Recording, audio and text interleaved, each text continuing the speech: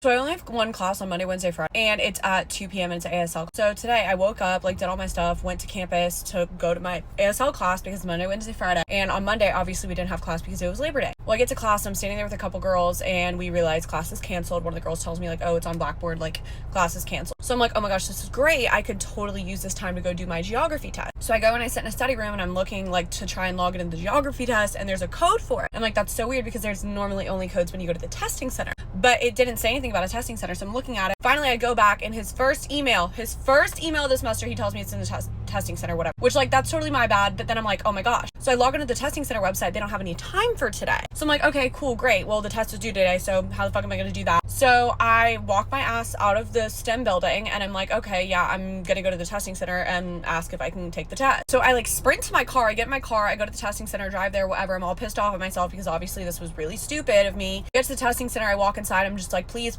like, is there any way I can do this? They're like, oh my gosh, like, you're fine. Like, this happened to a couple other students for this exact class. Like, it's fine. Because I guess my professor wasn't very clear about, like, what we were supposed to do. Like, and happened to a couple other people too. So I didn't feel as bad, right? So I'm like, okay, perfect. Well, then I realized it's a geography test that I haven't studied for, and I don't even know what it's on.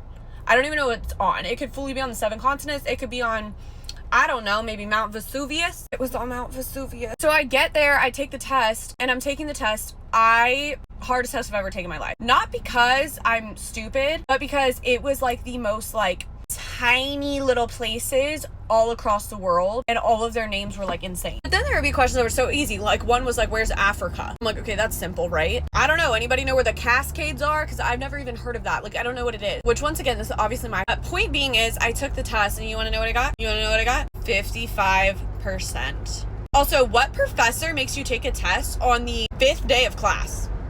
That's crazy. But that's what happened to me, so